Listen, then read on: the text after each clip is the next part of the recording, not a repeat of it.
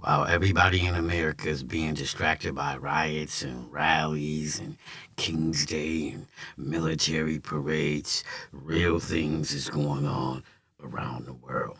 Apparently, because of this atmosphere, a 57-year-old man thought it was cool to go out and perpetrate like police and shoot up politicians. And the second thing is, America has been dragged into another Middle East war.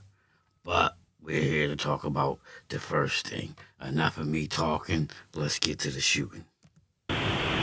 Yeah, hi, Julie. I have confirmed through sources that a man named Vance Boelter is a suspect or person of interest that they are looking for in connection with this shooting that matches up with what the Associated Press is also reporting, but that's what my sources are telling me. And looking up quickly through some public records, he did serve on the governor's workforce development board. It looks like he was appointed back in 2016 by Governor Dayton, and so far I'm seeing him still listed as of 2020 as serving on the board as a public member.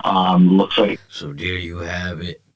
This man has been the alleged suspect, and let's go on over here and see how it all unfolded. Police Chief Mark Ruley, Brooklyn Park Police Department. The question is, how did we get to represent Hortman's house, and it was proactively or not. The circumstances that unfolded in Brooklyn Park this morning is that we assisted the Champlin Police Department on a shooting. That shooting was made aware by one of our sergeants that it was at Senator Hoffman's home. In hearing that very intuitive sergeant asked our officers to go check on Melissa Hortman's home, the representative that lives in our community, just proactively as due diligence to swing by. That police officer and his partner pulled down the street. When they arrived at Melissa's house, they noticed that there was a police vehicle in the driveway with the lights, emergency lights on, and what appeared to be a police officer at the door coming out of the house. When our officers confronted him, the individual immediately fired upon the officers, who exchanged gunfire. So there you have it.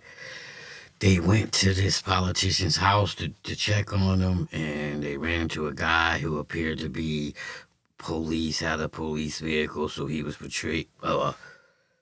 portraying to be police, and he shot at the police, and somehow this man got away. Fire, and the suspect retreated back into the home. Was this an actual police officer or impersonating a police officer? Yes, the question is, was it a real person or a person impersonating a police officer? It was not a real police officer. This is somebody that clearly had been impersonating a police officer, again, using the trust of this badge and this uniform to manipulate their way into the home. So Chief, for the janitorial parallel, the person not only was wearing a badge, posing as a police officer, when they approached their victims, they had a car with lights and sirens? Yes, the question is what kind of vehicle and how are they dressed? They did drive a vehicle that looked exactly like an SUV squad car. It was equipped with lights, emergency lights that looked exactly like a police vehicle. And yes, they were wearing a vest with taser, other equipment that would, a badge very similar to mine, that no question if they were in this room, you would assume that they are a police officer. Chief Ridley, I'm Dr. with WTCO News. Can you describe the moments after that played out? You said the person went into the home, and then can you help us understand the next 10, 15 minutes of how we got to the point we're at now? Yeah, briefly, although I'm just going to remind us that this is an absolute active investigation. We have thousands of people sheltered in place in the city of Brooklyn Park right now. We are in an extensive manhunt involving hundreds and hundreds of police officers and SWAT teams searching, gridding off areas as we believe confidently the suspect had fled out the back of the house after being confronted by the police. Very briefly, after the officers had... So there you have it. They believe once he retreated into the house, they did what they did, and by the time they was able to go in the house, they believe he snuck out the back. They exchanged gunfire, and the suspect retreated into Melissa's home. They immediately went up to the threshold and looked in and seen a male that was down, clearly had been struck by gunfire. They made limited penetration, grabbed a hold of the male, and drug him out to safety to attempt first aid. However, he was pronounced dead shortly after that. At that point, the officers surrounded the house, got additional resources and SWAT resources, and then ultimately went in with a drone, identifying a female in the home. How far apart are the two scenes? About 8 miles? I would say somewhere around 5 or 6 miles apart. How much do you know about if the person that was impersonating an officer who allegedly shot these people, did they knock on the door and people came to the door, or the person break into the home? Yeah, it was knocking on the door and asking the person to come out, and absolutely impersonating a police officer. Do you all have the suspect's car?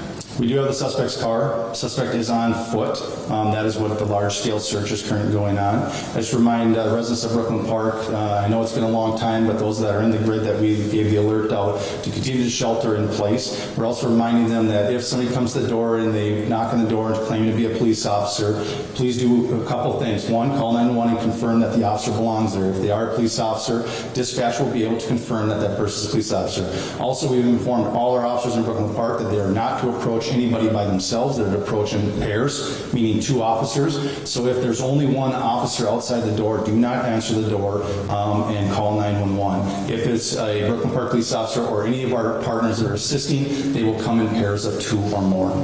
You know, is it going to detain someone? I'm sorry, 1 at a time. Do you know if the gunman said anything? Like when you knocked on the door, did he say anything to like Senator Hoffman or anything? You know? We do know that he did, but I'm going to hold that back as part of the investigation right now. You guys did detain someone for information? Is that accurate? This is a very large-scale search, so we have detained several people and questioned them, but we do not have anybody in custody at this time. I know you may not want to identify that person publicly, but have you privately identified the suspect? We have people of interest that we are looking for. Michelle Griffith, Minnesota Reformer. Other than that, these are 2 Democratic lawmakers. Is there anything else to suggest that this is politically motivated? Again, I'm going to hold back most of the information. This is part of the investigation that we completed. This is rapidly evolving, just occurred a few hours ago, and we're trying to sort it out. We have partners. He was connected with some business in St. Paul, and that's what I can confirm right now. And so, to be clear, AJ, he was appointed by Dayton, but then still would have been serving on that board under Walls. Yeah, that is correct. A lot of times what happens with these boards is that if someone wants to stay on, even if they were appointed by a previous governor, they let them stay on if they're interested. Anyone willing to do some of this unpaid volunteer work, is welcomed. 57 years old, we understand. We know the suspect. I do not know if he was still on any sort of government board.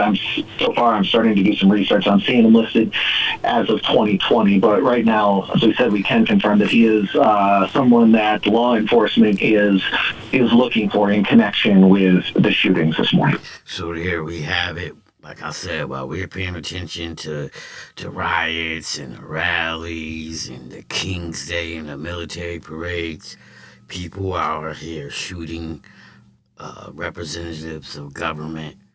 This is the atmosphere we're creating, and people are going to blame it on Donald Trump and this person. No, it's the people on the ground that creates the atmosphere, that creates the action Donald Trump needs. If everybody be peaceful and express their opinions, there won't be army or military or reserves on the streets. It just wouldn't happen. We wouldn't give them the fuel. To start a fire, you need a couple things, and without those things coming together, the fire can never start. Like I always say, I present you with the facts. I give you my opinion on those facts. And if you like how I do that, click that like, share, subscribe, hit the bell, click all so you can get notifications every time I drop one of these videos. If you're a supporter of the channel, much love and respect goes out to you. I salute.